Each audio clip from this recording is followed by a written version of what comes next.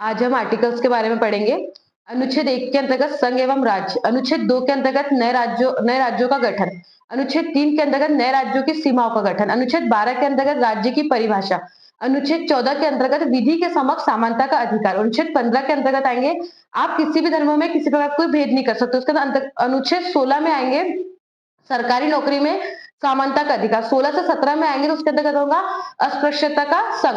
17 से 18 में आएंगे तो उसके अंदर उपाधियों का अंत होगा और भारत रत्न वगैरह मिलेंगे। उसके बाद 19 में आएंगे तो अभिव्यक्ति की आजादी। 20 के अंदर आएंगे तो अपराध दोष सिद्ध करना। उसके बाद 21 में आएंगे तो प्राण व दैहिक स्वतंत्रता। 21 ए में आएंगे तो उसके अंदर आप 1 से लेकर 14 साल तक बच्चों को निःशुल्क शिक्षा प्राप्त कराना। उसके बाद 24 में आएंगे तो 24 के अंतर्गत आएगा कहते 14 साल तक बच्चों का किसी प्रकार कोई काम नहीं करवा सकते। 24 का तो आप 25 में आएंगे तो आप किसी भी धर्म को मान सकते हो। 26 के अंतर्गत धर्म प्रबंधन का अधिकार है। 29 के अंदर अल्पसंख्यक लोगों के हितों में बोल सकते हो। 30 के अंतर्गत आएंगे उसके अंदर संवैधानिक शिक्षा संस्थान खोल सकते हो। 32 में होंगे तो संविधान के उपचारों पर विचार कर सकते हो। उसके बाद 39 पे जाएंगे तो उसमें समान कार्य समान वेतन मिलेगा। उसके बाद 40 में आएंगे तो उसके अंतर्गत ग्राम पंचायतों का गठन होगा। 43 के अंदर नरेगा की शुरुआत होगी। 44 के अंदर आएंगे तो समान सिविल नागरिकता होगी। 45 में आएंगे तो बच्चों को एजुकेशन अनिवार्य है। उसके बाद 48 पर आएंगे तो 48 के अंदर होगा पशुपालन से रिलेटेड होगा। 48 ए में आएगा पर्यावरण से रिलेटेड। 50 में कार्यपालिका व न्यायपालिका होंगी। 51 के अंदर आएंगे तो उसके अंदर अंतरराष्ट्रीय शांति सुरक्षा। 52 में भारत का राष्ट्रपति बनेगा। 53 में भारत के राष्ट्रपति को शक्तियां प्राप्त होंगी। 54 में भारत के राष्ट्रपति का निर्वाचन। 56 में उनका कार्यकाल। 60 में शपथ लेंगे। 61 के अंतर्गत महाभियोग होगा। 63 में होगा उपराष्ट्रपति।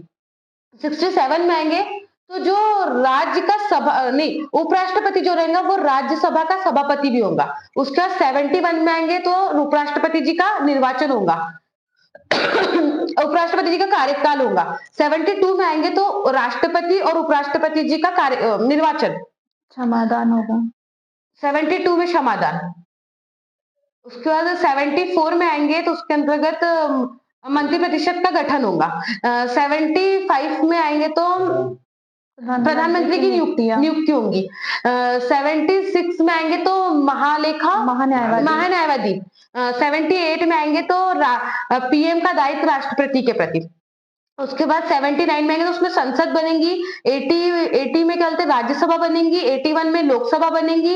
82 के अंतर्गत परिसमन आयोग का गठन होगा। 85 में लोकसभा भंग हो जाएंगी और 85 से फिर 89 पर आएंगे तो 89 के अंतर्गत आएगा जो राज्यसभा का सभापति होगा वही उपराष्ट्रपति होगा। उसके बाद 93 में आएंगे तो 93 में होगा कहते हैं संयुक्त अधिवेशन की बैठक। लोकसभा के अध्यक्ष लोकसभा में एक अध्यक्ष रहेगा और एक उपाध्यक्ष रहेगा। उसके बाद 105 में आएंगे तो संसद को विशेष शक्तियां मिलेंगी।